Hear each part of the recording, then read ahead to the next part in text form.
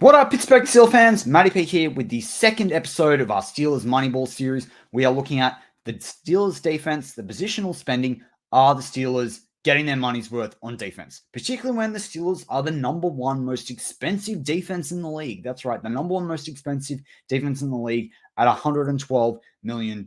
So I'm just going to get cracked straight into it. Now, as I mentioned, in the offense we did yesterday, so if you missed that, go back and check that out. We're definitely going to be looking at all the position groups and matching that with production. But right now, I'm just talking about the overall units. So if you look at the defense, the Steelers definitely have the most expensive defense in the league at $112 million. That's about $1.5 million more than the next nearest team, which is the Buffalo Bills.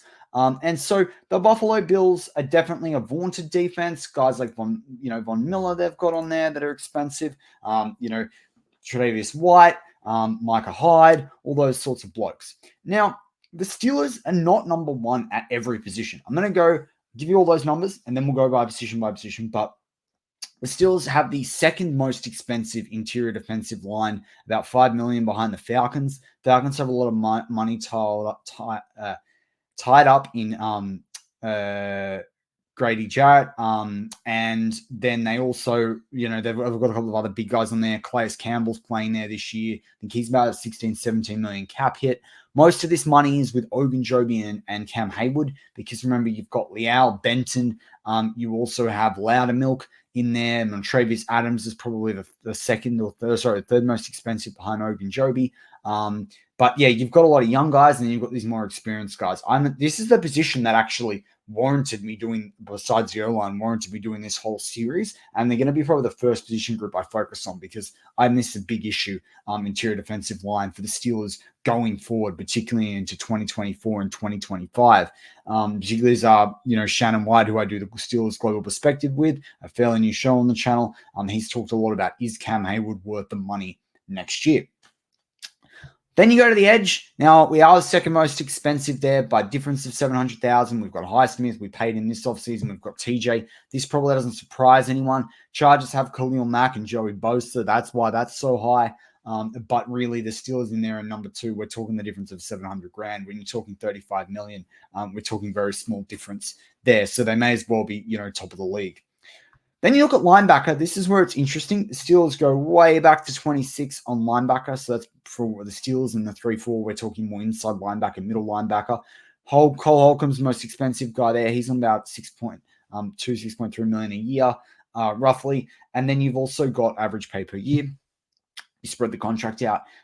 Then, you got guys you picked up the street in Quan Alexander. Obviously, you've got Atlanta Roberts you brought in. Then you've got guys like Mark Robinson and Michael Walker. Mark Robinson being in his second year, 7th round draft pick. Michael Walker, you got him off the street. Same with Blake Martinez. We're not seeing expensive guys there, and I think it's a big issue actually for this defense when you look at it overall. There is that linebacking core and how much we're paying them. It is cheap, and if Holcomb was fit and healthy, then great.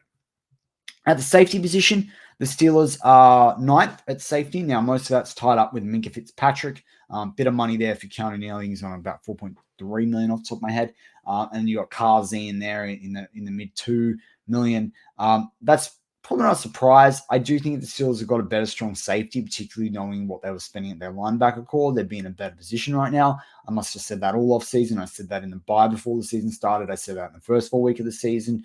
First 4 weeks of the season, I should say. I said that going into their bye. I said that going into the last few weeks before the deadline, the trade deadline. Nothing's done. You've seen the difference. And then plus on that, Keanu Neal's been injured. And then you look at cornerback, where the Steelers are placed in at 18th. Now, it's kind of interesting when you think about Terrell Austin. I do think he's been an issue for over a year and a half. People have finally started cottoning on to that this season. But you think about Terrell Austin and him being a secondary coach, and the Steelers are spending the 9th most at safety. The Steelers always spend the most on pass rushes, and that's a D-line. That's their DNA. But 18th and 19th for safety and cornerback, that third level of the defense, which has been such a problem for the Steelers going back like literally 7-8 seasons plus. You think we'll be doing a bit better there. Now, obviously, they brought in practically a first round on Joey Porter. Patrick Peterson's been their most expensive guy at the cornerback room. Then you've got Levi Wallace in there as well. Obviously, didn't keep Cameron Sutton going into this season, but I don't think the Steelers are getting $15 million worth of cornerback play and their money's worth, or the 18th most in the league. I just don't. I just don't think that's their value there. So as we assess it overall, is the Steelers getting their money's worth? You can't sit there and say they are. Now, even if you're being objective and you put, injuries are there, like how many guys have we seen injured? Cam Hayward's been injured for long periods of time. TJ's been injured at times. Highsmith's had a worry. You've got Cole Holcomb out for the season. You've got Quan Alexander out for the season. Both those guys at the same time. Minka's missed a lot of time. Could still miss it. He had knee, hamstring, and he's not the broken hand now. Cornerback position was pretty mostly okay. Kazee's missed a bit of time. Like Ogunjobi's coming off a year where he had partial injuries last year. He's looked a bit off at times. Liao's been injured at times or not played well. So even on the injury side, whether you think that you're, the big believer in the best ability is your availability, and that's their fault, that's not getting their money's worth, or you believe it's on the production side, because the production side, you don't give up 30 points to this Colts team. You don't give up, the amount of points they've given up this season to teams like Houston. You're probably going to give that up to the 49ers. Unfortunately, that's just where this Steelers team is at. But this third level investment of the defense has been a big problem. I said that all off season. If Holcomb had stayed healthy, or at least Quan had stayed healthy, linebacker, you'd say you'd get great value at position. But I actually don't think we're getting value at interior defensive line. I don't think we're getting value at cornerback. I think Patrick Peterson for the first 4 to 6 weeks was poor, and it was clearly being overplayed. So it is kind of interesting from that perspective. We are going to go position by position groups and match that to production over the next couple of weeks. But again, the reason why I bring this up now before the season ends is so you can look at the last 3 games with the lens of who are they going to keep at these positions? Who should they move on from? There's like 16, 17 players that are on 1-year deals. There's older guys that can, due a lot of money next year. The Steelers are not playing like they have the number 1 most paid defense in the league. We know what they're paying on offense. We know they're 24th on offense.